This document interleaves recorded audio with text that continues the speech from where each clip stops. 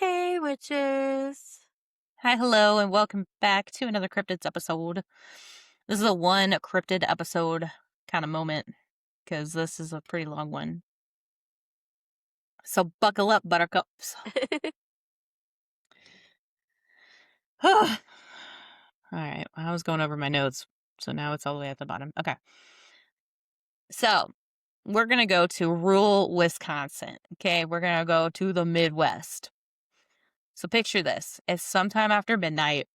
You're driving down a lonely country road, as one does often in the Midwest. There's no streetlights. There's no traffic, just miles of darkness stretching out in every direction that you're looking. You have the radio on, it's humming quietly in the background as your headlights sweep over empty cornfields and patches of forest. Very Midwest, if I do say so myself. Um, Everything seems super normal. This is pretty normal for your drive. Nothing out of the ordinary. But then you notice something moves.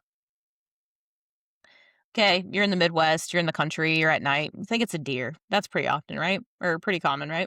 Thinking it's a deer. Could be a stray dog moving. Also quite common, especially around farmland. But as your vehicle gets closer to this thing in the road, it rises. Not on all fours, like it's sleeping in the road and it just kind of gets up to walk away. It actually rises onto two legs. Okay. Suddenly, you're staring at something that's 7 feet tall with broad shoulders, dark fur, and the unmistakable head of a wolf. And for a moment, it stares right back at you. And then it just disappears. Disappears from what you were viewing, gone into the darkness. What would you do? Would you trust your eyes? I'd probably sit there and spend the rest of my life thinking, I didn't see that. I don't know what I saw, but I didn't see that. And I'm not I'd be stopping to find out. You're like, oh, it's after midnight. I need to go to bed. Lack of caffeine. I need to go to sleep. But this ain't some weird one-off story. This is actually one of America's strangest cryptid episodes cases. This is called the Beast of Bray Road. And cryptid episodes are not necessarily few and far in between, but it's sometimes it's difficult to get information on a certain cryptid that you find. Sometimes you have to dig deep, deep, deep just to get any information on it. This one's not like most cryptid stories. This one is actually based on multiple reports, multiple encounters, multiple witnesses, and years of sightings. And this is actually a mystery that still remains unsolved for more than 30 years. So, what, like, it's like Sasquatch, like, what the fuck? Um, so yeah. Um, some people believe it's a bear. Other thinks it's a wolf. Some insist it's evidence of a completely undiscovered animal, and as some people may say, that's pretty far fetched. I mean, we still discover new animals or geniuses of animals every day, and we rename them appropriately. It's not uncommon to see like a genius of animal that we've never seen before. But then you have those who think Wisconsin might have its very own werewolf. So let's head down Bray Road and find out a little bit more about this. But before we talk about the beast itself, we need to actually talk about where the sightings took place. Where the Because it sightings kind took of place. shut the fuck up. Because location matters, and it matters a lot. I mean, so Bray Road sits near a town of called Elkhorn, Wisconsin. And if you've never been there or you've never been to a Midwestern town, it's exactly how you imagine a rural Midwestern American town. Fields, farmland, scattered forests all around, and then long stretches of empty road. Very small town-esque, if you will. And during the day, this kind of feels normal. Like, this is a normal thing to see nothing unusual, if you will. When you drive around, you'll see kids riding bikes, you'll see farm equipment, people walking dogs, just, another small town. But at night, things change. And at night, these roads that feel completely normal in the morning are different by some way, shape, or form. The fields just become dark oceans of shadow. The woods are suddenly a lot deeper. And when you're by yourself, sometimes you let your imagination fill in those blanks. Um, every shadow looks suspicious. You wonder if that's a ghost, if that's somebody out there or something out there. And every movement that you witness catches your attention. And it just kind of fuels and fuels and fuels. Like where I come from, we have a little forest called Okefenokee. And it was a high school thing to do to drive out there late at night. And it's a 1-lane road down this tiny, like it is a dirt gravel kind of road. It is one car only, and at times there's moments where like you have to back up to let another car through because of how small the road is. And it's not like you can like pull off to the side because there's fucking trees on either side. So there's like at times where it's like annoying. But it seems when you're driving out there, it seems like it takes forever until you hit like this middle part. And that's kind of where it takes off into horse trails, or it goes in, or you could drive straight to like where it opens up into like a giant circle where like bonfires can take place. Um and it's terrifying, especially when you go at night because you don't know what's going to be out there. This is technically an area that's like they have trails that you can go out there and walk. We went out there one night and we actually saw a giant ass bonfire around and people on horses and cloaks. And I was like, yeah, this seems a little satanic, a little bad. We got to get out of here. The Like, clan. yeah, like it was a little messed up. So And, we like, I'm only hightailed kind it. of joking. It probably very well could have been in that area, could have been the clan. Yeah, honestly, only like maybe 30 minutes from like where this is the Ku Klux Klan Right. center in Indiana. So like she's Right. not wrong. Um and of course it's so dark and like you just see red fire. Everything's like a whole new shade of what the fuck. Um, so like when you're driving out there, you hear the stories, you see like, oh, this is what happened out here. This is the ghost that's out here. Don't whistle. There's like a ghost of this. There's a demon out here. There's like stories of everything. And of course, it's an Indian burial area. It's like a, a ton of Native American history throughout this area. So it's not hard to let your imagination run wild when you're going 10 miles an hour down this dirt ass road and you just see fucking dense ass trees on the other side. Yeah. Especially when you're told to roll down the window and fucking whistle and see if you hear anybody come back. Like, you got nothing else to do. Small rural Absolutely town. not. That's what you gotta do. So i- it's not far fetched to let your imagination fill in those blanks. But anyways, so um this is also like this moment is where the skeptic argument kind of begins. A lot of people hear these sightings and immediately assume witnesses were just simply scared. Like their imagination took off and that's like where they stay. Like it's not uncommon for some eyewitness for like crimes to fuck up details of the crime because in that moment your brain is one witnessing things a different way because it's like your fight or flight. And then when you're calmly talking about it, or you're in a distressed mode to talk about something traumatic, your brain is acting in a different way. So psychologically speaking, it's like, I mean, that's not wrong either. Um, so some skeptics just believe that the darkness distorted what they saw. I mean, how many times do you wake up in the middle of the night, you see like a thing of clothes on a chair, and you're like, oh my God, that's a demon. And it's really just your fucking Yeah. clothes. They make Right. movies after this. It's called Lights Out for a fucking reason. Like they make movies after this. Um, but anyway, so they also believe that isolation made ordinary animals seem extraordinary. It's not, again, it's not ridiculous. It's not a ridiculous explanation.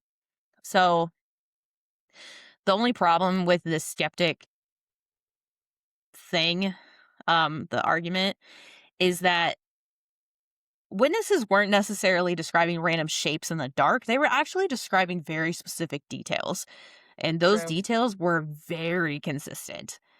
So some reports connected the beast go back decades. Some stories claim sightings actually went back as early as the 1930s. The report that actually put the beast on the map actually began surfacing in 1980s and the late 1980s and the early 1990s. So again, this is really only like 30 something years old. And well, the height of fame basically. But this is kind of where it gets interesting because different people reported seeing what appeared to be the same creature. It wasn't exactly similar. Like somebody says they see Sasquatch, and then another person says they see Sasquatch, but it's similar but different, like ideas. This is the exact, almost identical description of the beast that they are describing or that they're witnessing. So here's a little bit of the description. Most witnesses said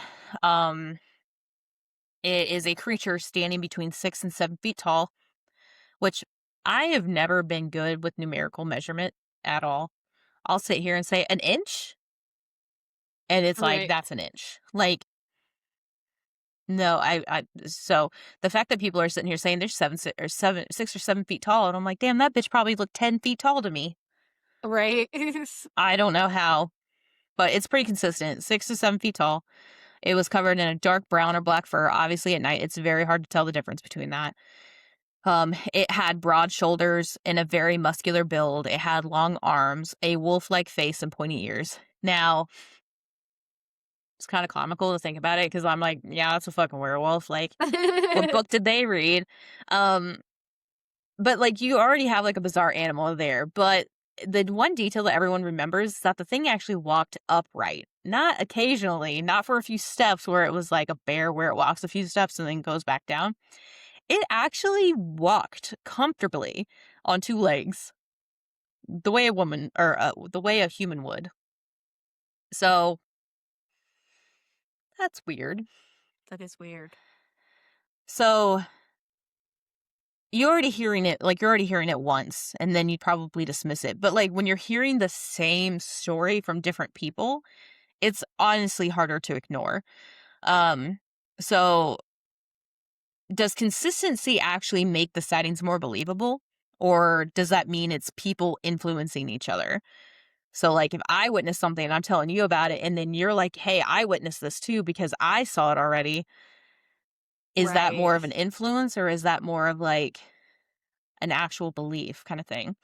So, that's actually the question that is like the number one pop up in this entire story. But there was actually a journalist who ended up changing everything. So, this one person was responsible for bringing the Beast of Bray Road into the public spotlight. Her name was journalist Linda Godfrey, and she's one of the reasons this case is actually very fascinating. She wasn't some paranormal investigator searching for monsters, which is what the majority of the time you see. You see ghost hunters, you see ghost adventurers, and they're all like, we're searching for demons. This bitch was not a cryptid or cryptozoologist kind of person. She was actually a newspaper reporter.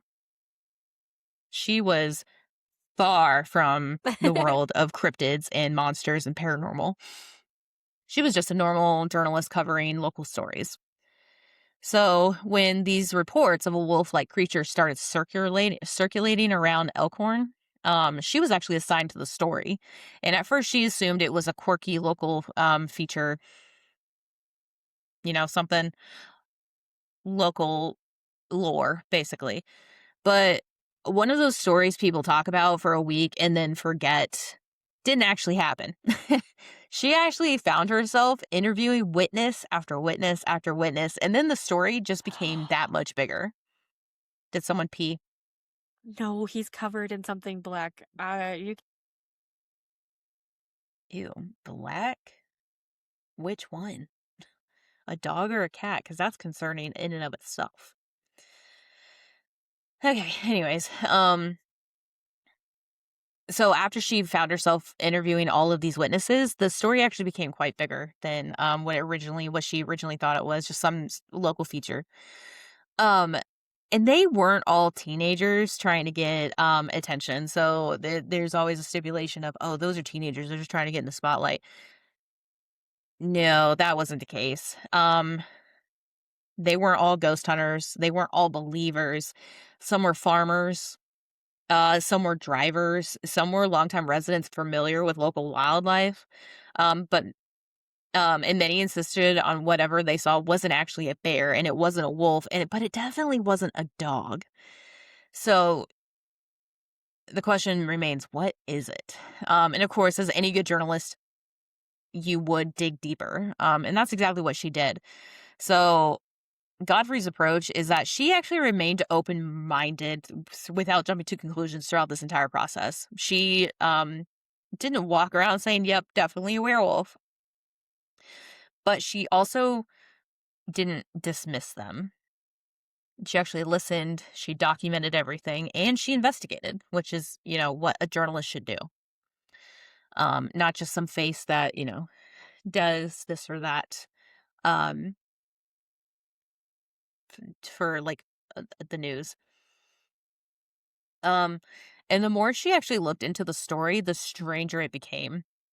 Witnesses actually described nearly identical creatures like dark fur, canine head, massive size, and most importantly, an upright posture. So it was actually, holy shit. Is that mud? Is that shit? No, it's ink.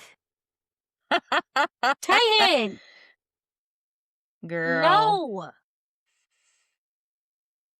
I love that you're going through the puppy stage. This is great. um, I will remember that when you're telling me about how you're not getting any sleep because your baby's not sleeping through the night. listen, side note, my doctor poked and prodded me for 45 fucking minutes to get this child to move. You know what this bitch did? Nothing. She laid the fuck right there. And my doctor looks at me and goes, well, you heard it here first, folks. Straight from the womb, you have a stubborn child. And I looked at Will like, what the fuck? And he starts laughing. So I hope, if anything, she's chill like her father.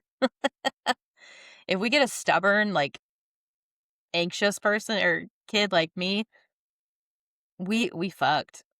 We need a stubborn, chill person. Wait, did we Because you know decide what? she was going to be a Sagittarius or a Scorpio? It really just depends. Her due date's the 19th, but she could come as early as 2 weeks.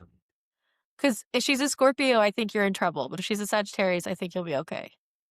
No, I think I'll still be in trouble. What the fuck? Somebody. What do you have now? Stop. Owning a dog is like a toddler, and I love it. It's so fun. Oh my god, I'm ready to kill it. My dog's 15 years old, and actually not a puppy or anything, but she acts like a toddler. She got so pissed off at me the other day at work. I'm literally, every so often, a manager has to, there's like a group call that we all have to be on, and we all have to take our turns and like read from a script, basically. And the entire time, she's 15. She does not need to be laying on the hardwood. And this bitch is laying on the hardwood under my floor. And I told Will, I was like, your daughter's being stubborn. She's not laying in her bed. He was like, well, where's the bed? And I was like, it's behind me. It's not under the desk. And he was like, well, put it under the desk. And I'm like, I put it under the desk and she refuses to lay there. She'll go lay behind me. He's like, oh, and she's not laying behind you. She's actually under the desk. And I was like, yeah. And then he was like, just put the bed there. She'll move. No, she didn't move. I put the bed there and she just puts her head on it. She's like squished between the desk and the bed. Oh, And she didn't know. uses it and she uses the I don't know, side of it as a pillow. And I'm like, what the fuck? Like, this bitch ain't moving. Anyways, we're talking about a different dog. This fucking dog. Yeah, You so do you. what else about this cryptid, or were we done? Nope, there's a lot more. So you do you, girl. Anyways, so some sightings occurred years apart and some happened miles apart, but the descriptions actually remained surprisingly similar, which raised the question of, if all these people are mistaken, why are they making the same mistake? I mean, valid question. So Godfrey, being the journalist that she is, gathered years of research and she combined it actually into a book. So you can actually buy this book. Um, it's called The Beast of Bray Road, Tailing Wisconsin's Werewolf. And for many people, this book became the Bible of the case. So this book isn't really trying to sell you on one theory. It's more like an investigation. So it's like this episode, but in like 400 pages or less. Um, she explores witness stories, historical accounts, the local folklore, native traditions, natural explanations, well, possible natural explanations, I should say, and even the possibility that something genuinely unexplained is occurring. It's one of those books that gives you more questions than answers. So that's probably why this mystery is still surviving to this day. Um, but after the book was released, something unexpected actually happened. People from all over the country started contacting Godfrey. You know, Michigan, Ohio, Pennsylvania, Minnesota, and they're all describing creatures that sounded remarkably similar. So this is actually where the term dogman starts becoming more common. And suddenly Bray Road becomes part of a much bigger mystery. So when you look up like top 50 cases or whatever, top American cryptids, Dogman shows up and Bray Road shows up. Um, Dogman I think is out of Minnesota maybe. Um, but like this isn't just like one creature. This is dozens of similar reports across North America. Um, so this is something bigger than what it originally started off as a local feature. So, but there are some famous encounters with this case. This one's called the Roadkill encounter. So they appear over and over whenever people discuss the Beast of Bray Road. Um, a woman is driving late at night. Nothing unusual, nothing suspicious is happening. She notices something on the side of the road, and at first it appears to be an animal feeding on a carcass. I mean, when you're in these roads at night and a deer is hit, even if you don't remove the deer completely from the road, people push it off to the side, or that's where it ends. And there's always like a vulture or something eating on the carcass. Um, So that's not unusual for this kind of situation in these locations. Because it's roadkill, it attracts animals all the time. Coyotes, fox, dogs, even bears. Like it just depending on where you are is depending on what's gonna come out of the woodwork. Um, so it's common if you live in a rural area or even like many Midwestern locations. So at first glance, this sighting is completely normal. You're like, all right, whatever, it's some getting a midnight snack. But this creature stands up, not just chills there, it stands. Um, that's when everything changed, according to the witness. What appeared to be a normal animal actually rose onto two legs, not awkwardly, not briefly. Sometimes when you watch a dog go up on two legs, like if it's has no front paws or anything like that, or even when a bear goes up on two legs, or hell, a raccoon or a possum or something like that, it looks a little awkward. It's not natural for them. They can do it, it's just not natural. This one stood up naturally, casually. It's like a human like kneeling, just coming right back up to two legs. And when you're late at night and you are driving and you see something naturally stand up like a human that was just feeding off of a carcass, that's unsettling for by being by yourself at night. And so your brain tries to like calm you down from that fight or flight mode. It's the logical sense of your brain. It's a dog. All right. It's a bear because it's standing. Okay, the head doesn't look right. Portions don't look right. That movement doesn't look right. So this witness actually claimed that the creature lifted part of the carcass, and what stuck with her the most wasn't just the appearance, it was actually the strength, the size, the confidence. According to the account, the creature didn't seem frightened at all, which even if you have even bears show signs of like being scared when they're like being threatened in any way. Um they either don't do anything with headlights and moving vehicles, or they like scurry off. So it's strange that this one was like watching the car drive by. Um, and that's a pretty common occurrence. So most people often describe the beast as observing them, not reacting, not fleeing, not just watching. And that's more unsettling than just seeing something stand up on two legs after feeding on a carcass. Because it's like at that point you're like, that's a human. That's weird. Why are they watching me? Um, so what are the possibilities if we assume this witness is completely honest? I mean, we really don't have any other like what than what's been discussed before. She saw a bear. That's honestly the skeptic's favorite explanation. Bears can stand upright and they look enormous at night, especially when you're in the dark. You don't see their true size. You don't see their colors. You don't what dark fur blends in with the shadow makes it appear larger. And once you're startled, your brain starts going with those fleeing moments. So that's, their favorite argument. Okay, understandable. But the problem is they know what bears look like. The Wisconsin residents know what bears look like, especially rural residents, especially those who often see bears in their land. Um, could she have been mistaken? Oh, absolutely. But it's worth asking whether there's an underestimation of the witness. Okay, maybe she did see what she saw. Um, but it's easy to poke holes through skeptics like thoughts and plans. Um, Another reoccurring report involves people driving past open fields and seeing a figure standing there perfectly still. Now, this is some children of the corn, jeepers creepers bullshit. Absolutely fucking not.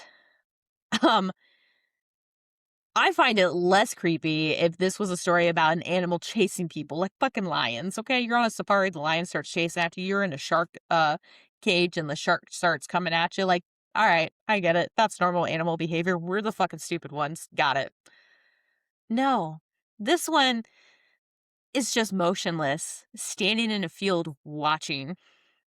It's like a fucking predator, like the movie Predator. Mm-mm. No, no, that's more terrifying. That's not weird. That's scared shitless. Absolutely not. Like, this could be a movie if it's not already. Um, so with that, several witnesses actually described spotting a dark silhouette in a field. And at first they thought it was a scarecrow. I mean, when you're in a rural country and you're around farmland, there's always a scarecrow somewhere because it's supposed to help the crops, whatever.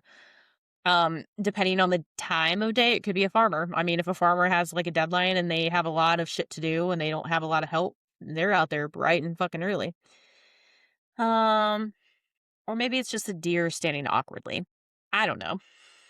But as it got closer, the proportions weren't human at all. And it wasn't entirely an animal size either. So they see something standing there watching them, a beast of some sort that's human esque, but not human size. And it's definitely not animal size. And it's definitely not an animal. Um, but like that's terrifying. You drive past and you just glance over and then you just see something standing there, especially if you're by yourself. Like I'd probably crash the car. Absolutely not. No movement, no reaction, no nothing, just watching. Hell yeah, I'd crash the car in accident. I'd probably floor that shit and I'd lose control and go into a tree. That is exactly what would have happened. Um, so fuck that. Um, so there's one type of sighting that we see, or that was heavily documented. Another documented sighting is called the Halloween sighting. This is the most discussed reports. Because it occurred around Halloween. So it's already like a horror movie setup. Like, we already get it. We already talked about Jeepers Creepers, Children of the Corn. We see it. Um, and when you're watching this in a movie, you're like, yeah, that the writers are trying too hard. Um, would it be creepy? Hell yeah. But like, if you're an horror movie like fan and you watch enough with them, they start to become repetitive, and then you're like, oh man, that one's trying too hard. So this could be one of those moments. But like, you have a creature near the road. It appears large, hair covered, wolf like, and it moves towards the vehicle.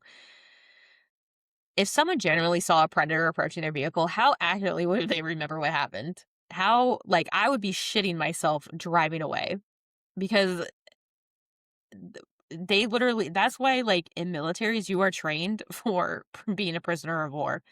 Because if you are in that moment, you are dead because of how much fear you're having. You're going to kill yourself or you're going to succumb to whatever the torture that they're doing. So when you're fearful, how accurately are they going to be remembering anything? It alters your perception, your memory, and your timing of everything. That's why sometimes eyewitness accounts are not always accurate when it comes to like crime or like murders or whatever the case is, unless there's like a blatant like, yeah, they stabbed this bitch. Like, unless it's blatant like that, sometimes it can be a little bit difficult if there's like more of an investigation going. Um, and so like a 5-second encounter can feel more like 5 minutes in this kind of moment. So a large dog seeming enormous and coming at you, like things can get a little fucked up. Um, and maybe it's a large dog, like Great Dane or something like that, and then you're like, damn, that's a big ass werewolf. Like, okay, that happens. Um, to some people. Um, I don't know. If I'm in the Appalachian mountains and I'm like see something in the woods, you just keep driving, you don't ask questions. You just keep going. Don't look back, don't do nothing, just keep going. Um, so despite all of those limitations, and the fear factor of all of this, these witness accounts remained adamant. And, it's hard to have the same witness account, especially when fear is involved. But like the fact that this one is so consistent, it actually is quite terrifying of what could be up there. And they all insist that they saw something extraordinary with similar, if not the same, identical description. So let's talk a little bit about werewolf history and a little bit about the folklore. Because that also can kind of help bring in an understanding of this situation here. So, humans have been seeing wolfmen for thousands of years. Um, the Beast of Bray Road may be a modern take on werewolf and wolfmen, but the idea behind it isn't brand new and modern. Um, again, thousands of years. So it's long before the novels, the movies, long before Wisconsin, America existed. People were already talking about creatures that were part human and part wolf. Um, as far back as ancient Greece. Some of the oldest werewolf stories come from ancient Greece. There's a tale that tells of a king named Ly- Lycoon or Lycaon. Like, here's the problem with Greek. I feel like you pronounce every single letter, and the way I would pronounce it, like lichen, is incorrect. Lycan, I don't know. Anyways, Lycaon. I don't know. I don't like that. It doesn't sound right. Anyways, according to legend, he offended Zeus. I mean, Zeus was offended by everyone. Let's be real. Modern day Trump.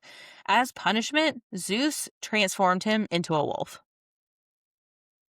And right there, you already have many of the themes we'd later see in werewolf stories: transformation, animal instincts, the fear of becoming something else, and the fear of losing your humanity. Whether that's a tall tale, folklore, or real true, like, we'll never know, but like the idea is the same. The next area is medieval Europe. So we're going to fast forward to there, and this is kind of where it becomes much darker. So people genuinely believed werewolves existed, not as myths, not as campfire stories, but as real threats. Um, I'm not saying this is medieval, but like the movie uh Red, I think it is called. It's literally it's got Amanda Seyfried in it and Billy Butch, I think his last name is. I don't know. He played Daddy Swan in um Twilight, but he basically it's all about werewolves. And it's like a medieval European kind of town that like has to perform a sacrifice to the werewolf or, the whole city burns. Um, and I mean, there's literally a show or a game, like a little board game or card game called Werewolf. And you play as medieval characters and you have a werewolf that's trying to kill everybody. And it's like a werewolf trial. So today we may laugh about the werewolves, but back then it was like the witch trials. Like people were terrified because there were actual werewolf trials. People were accused of transforming into wolves. I mean, if you can't explain something, people automatically assume the worst of it. So some confessed under torture, which is not always an accurate method of getting information because if they can't take the pain anymore, then they're gonna like succumb. That's why people in the military get trained as prisoners of war. Um, so while some confessed under torture that where they were werewolves, others were just executed. So, entire communities genuinely believed wolfmen were stalking the countryside. So, that fear was real and that panic was real. And in some cases, these consequences and this panic and fear were deadly for some. Um, so, why do werewolves become the creature of the center of these kinds of stories? You never see stories about rabbits, about deers. It's usually something terrifying. It's wolves. And wolves occupied a unique place in human history. They lived near us, they competed with us, they hunted with the same animals. Some people say dogs are the modern day version of ancient like wolves, not necessarily werewolves, but wolves. They were respected, they became our puppies. But also they feared them because there is always that piece of animalistic instinct that a wild animal does have. And a wolf is intelligent. They're not dumb creatures. They are able to track and they're able to um, have herds. Like there's literally people who watch animals for their behaviors for a living. And wolf hierarchy, which do not go to TikTok and look at wolf hierarchy. It pisses me off when I get a video from Will and it's just some white skinny ass man claiming he's the alpha. He's got blackout eyes because it's a filter, and he's like, "Fear me!" And he's like a tiny, scrawny little toothpick. Annoying. Annoying as hell. I don't want to see it. If that's on his TikTok page, that's fine. I don't want to see it. But anyways, the hierarchy in wolf pack is crazy. So like the older elderly dogs lead the pack and the more healthy alpha-esque dogs sit in the back. They bring up the rear. They protect their pride or their pride. This ain't Lion King. They protect their pack from predators from behind, and the ones who are slower lead it so that everyone stays together. Like that is not something humans can even fucking fathom. Um so wolves are efficient, if you will. And because they are so efficient, they are actually capable of killing humans right under the right circumstances. So there's a little bit of history for you on werewolves and, behavioral animalistic, all that stuff. So let's go back to Wisconsin. Because what's remarkable is that modern witnesses are describing something that sounds surprisingly similar to those ancient legends. So large wolf-like creature, human posture, human intelligence, predator features, not stalking you, maybe not stalking you. We don't have any eyewitness accounts of that. But watching you from afar. You disturbed its nighttime activities, so it's going to watch you. So that doesn't necessarily mean werewolves exist, but it is an interesting idea that people around the world keep imagining the same monster described the same way. I mean, it's easy to describe broad shoulders, a animal standing up on two legs, but like it's pretty accurate. Like it's pretty consistent. But let's talk about some theories. Let's do the bear there first. It's a strong conventional explanation. A black bear standing upright in poor lighting could absolutely appear strange and be as tall as a 6, 7 footer, especially if you get like those black bears in the mountains. Them fuckers are huge. Definitely could see that. And especially when you're driving at night, like most country roads have a 55-mile-an-hour speed limit, like naturally. Most people from that area drive 70 down those because they know the roads. Um, so when you're driving pretty quickly, I mean, regardless if you're going the speed limit or not, that's a brief like look. And what if you look over there, you see something, and then you look back, and then you're like, double take, and you go back and look again, and you're like, oh, I did see that, or it's disappeared. These eyewitness accounts, like, could have been brief. So, not saying they're incorrect, not saying they're, right. But they do have some brief moments of this. So, they can appear surprisingly human-like bears. They have forward-facing eyes, they have shoulders, arms, and they sometimes stand on two legs. And they are bigger than people. And sometimes they're bigger than what people realize. So, if the answer is simply bears, why do people keep reporting wolf-like heads? Bears are made into teddy bears for children for a reason because they got cute little faces. Werewolves are not. They have more canine faces. That is a different animal altogether. So, why is that common denominator is like with amongst everything. There is also a theory of misidentification. So, do they actually exist at all? Or are people simply making mistakes? And it's not an insult. It's like I've been saying this entire episode, human perception can be unreliable. Eyewitness accounts are known to not be as accurate as we wish they would be.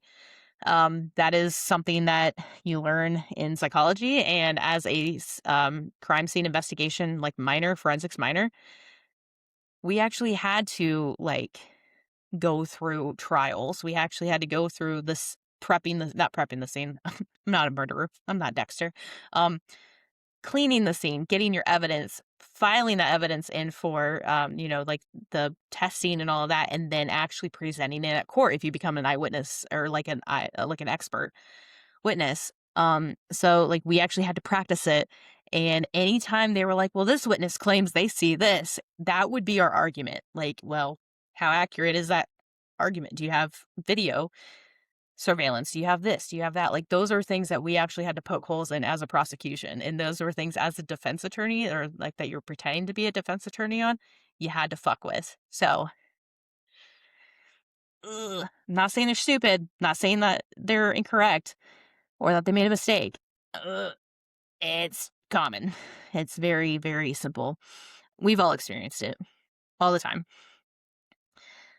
You get closer to somebody because you're like, oh, I know that person. And as soon as you get as close to possibly, you're like, oh, no, I don't know that person at all. There's 7 billion people in the world. There is somebody out there that looks just like you. No questions asked. So it's a prediction machine, the brain. Any single person you dream about, you've seen them at some point in your life. You don't know who they are, but you've seen them. You recognize them at some point, the familiarity of it. So it's constantly filling those gaps of, well, that person looks like this person. Oh, that must be that person. It's filling the gaps. And especially at night when you're under stress, when you see something you're not like expecting, you're surprised, it fills those gaps in for you. So could it be a case of misidentification? Wholeheartedly. Another theory is just that it's a hoax. It's possible someone could have faked it. I mean, could they have faked hundreds of sightings? No. Could they have faked like this person gets off on like being a werewolf at night and being, I don't know, in the genius of people that act like this? No. That's very common. I mean, there's literally a Facebook person who has millions of followers. Not because they like, agree with that lifestyle. Will's a fucking follower of that, and he laughs at it. So it could be one of those. Could be one of those people who think that they're a werewolf and they follow like the omega, the alpha, the beta hierarchy and like whatever. Um, so it's a possibility it's a hoax and someone just faked it. But it's hard to fake the same kind of eyewitness accounts across the country. Like, that is some massive level hoax right there. Like, I can understand if it's from, like, some small rural town, someone maybe this is what he likes to do or she likes to do on the weekends, and you go out into the cornfield to pretend to be a werewolf, and you're in a rural town and everybody starts questioning things. Okay, I get it. I literally claimed that there was a Ku Klux Klan member out at a forest having a bonfire one night when I went out there to go find a ghost or go scare myself shitless with some friends in high school. Like, I didn't fucking ask them questions. I got it. I got the fuck out of there. I was gonna be the next sacrifice. I don't fucking know. So like, it's easy to fuck with one person or at least, like, a small area, but across the entire country, that can be a little bit more difficult. Now, maybe the traction, the influence, the, like, human perception, like, the misidentification kinda mixes in with the hoax. Like, maybe it started off as a hoax and then it built into misidentification across the country. Whatever it is, 30 years of reports involving different witnesses, it's very, very difficult to claim that this is a hoax. So, another theory is that it's an unknown species. I tell you what, if there's an unknown species that is a werewolf, predator like thing that stands 7 feet tall, like, I don't want to be here no more. Like, give me all the ghosts, the demons you can offer. I don't want that. That is more terrifying, I think. Um, so this is where the cryptozoologists enter the conversation because I mean, why not? Could the beast represent an undiscovered animal? Yeah, there's people collecting new information on animals every single day. There could be new branches of animals that were never been seen before. So whenever this comes up, skeptics immediately point out one major problem, like where are the bodies? Where's the DNA? Where are the bones? Exactly. Where are they? But, a breeding population of large mammals should leave some type of evidence.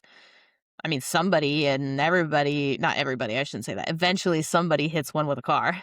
Eventually, one dies, and eventually it turns up. But nothing definitive has yet. So it's hard to say that it is an unknown species because there's no definitive details. Like Will always says he's atheist, he doesn't believe in God because there's nothing physical for him to believe in. That's kind of the same thing here. How would you believe in an unknown species if there is no physical whatever? Like, we wouldn't have fucking known. George Washington never knew fucking dinosaurs existed because they never found bones. And now they did. So now we know dinosaurs existed. New information's coming out every year. Um, so that's that theory. Theory number 5 is something paranormal. Let's go off the rails with this one though. What if they're not seeing an animal at all? What if it is a supernatural entity? We all, maybe not all, but we watch Supernatural. There's some crazy ass shit in that movie or in that show. So some witnesses describe behaviors that are genuinely strange. It's not merely animal, it's almost intentional, like almost aware. Like a demon, like knowing what it's doing because it does it all the time, kind of thing. Um, because like once we leave biology, anything becomes possible. You can put anything on the table and there's nothing physical about it. You can immediately say, yes, you're correct. I get it. Um, you can say anything is possible because it's impossible to test this theory. So it could be something paranormal. We don't know. Which comes back to, is it a werewolf? Would people describe werewolves as paranormal, or is that just some weird phenomenon that we can't wrap our heads around at this point? I mean, honestly, it's kind of hard to wrap our heads around anything nowadays. So, like, it's not far fetched. Um, anything is fucking possible at this point in time. Um, so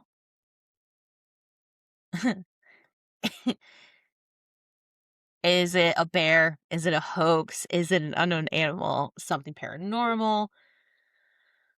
I don't know. I think most sightings have ordinary explanations, which everything does. I mean, that's what ghost hunters do. They go into places, they're like, this is what this person claims, this is what we've witnessed. If they get the exact same type of evidence, they're going to try to debunk it to see if it's actually true or not. I had a friend visit not last week, but a week before, and we're into ghosts. We're into ghost stories, we're into ghost hunts, all that kind of stuff. And we went on a ghost tour of the ship in the Charleston Harbor. It is an old World War II um, vessel, uh, Navy ship, and you can do like a ghost tour on it. And they market that this has actually been on ghost hunters. So to prep for our little hour and a half walk around the ship as a, ghost hunt or ghost tour, we watched the episode. And there is a guy who had a paranormal experience where the door is hard to like swing open, like with a huge like force. And he's like in high school just sitting there, and all of a sudden he like the door swings the wide the fuck open as if someone had like pushed it open. And he looks around, he can't see anybody. He's like by himself. And they tried to debunk it that night to see if maybe it was some weird thing that the ship just swings open. Some people would say that it's a ship. It's gonna swing open. It's in fucking mud. That thing is so deep in mud. It doesn't fucking move. Um and they were like hitting the walls thinking like maybe if like a pipe got clunked or whatever, it would swing open. It opened a bit, but not the like they could never recreate the force that this guy described. So like it's got an ordinary explanation, but they couldn't quite debunk it the way, like, they couldn't match it correctly. So a small percentage could give explanation to this, like, weird sighting of wolves, but it is still weird. It's not proof of a monster, it's just weird. Like, how is this, like, possible? That small percentage of weird is kinda what's driving this mystery forward, if you will. Um, so, like, I don't have any personal I've never been to this part of Wisconsin, never knew this place existed. I don't have any, like, personal accounts of this, so I don't know or if I truly believe that the beast exists. But it is hard to debunk when you have multiple people experience something that is so similar across multiple years, 30 like, we're talking about 30 plus years. And it's not like this is something that, um, is brand new to the world. It's not like a made up story. Werewolves have been around since ancient Greece, so it's not something out of the ordinary. Um, but people are still asking the same questions, even decades later. What exactly was on Bray Road that those nights of the sighting? Um, so was it a bear seen under unusual circumstances? Was it a wolf distorted by darkness and that heightened fear? Is it a brand new animal that we have yet to discover? Or is it something far stranger, something paranormal that sometimes brains can't wrap around like that because it's not something analytical? Um, but whatever the answer, the Beast of Bray Road does remain one of the most fascinating cryptid mysteries in America. I mean, it's got a fucking book. Um, it's a creature standing between folklore and reality. It has eyewitness testimony and some hard evidence. Well, okay, maybe not hard evidence, but um it's it's somewhere in between what we know and what like we think we saw. So it's kind of like up in the air at that point. So like the next time you're driving down like a lonely country road after midnight and you might find yourself checking the tree line a little more carefully just in case. You never know what kind of werewolf sighting you may have. Um and you gotta stay safe out there because you don't know what's out there lurking in the dark. But um The book was, if you want information on the book was actually published in 2003. It's called The Beast of Bray Road, Tailing Wisconsin's Werewolf. Um, and that was some of the information from that book I used for for all of this. So they also have an updated, edition, that I think was published in 2015. And they talk more about the Dogman connections, the nationwide reports, and expanded theory. Um,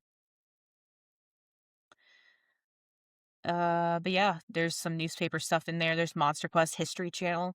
And did some investigations on it. And obviously some folklore that we talked about. So there's information out there that you can use to research more of this. If you want on your own time to discuss, I don't know, your own theories or to come up with your own stuff, um, what all could be happening. So, Brandy is still cleaning up some wonderful ink on her floor.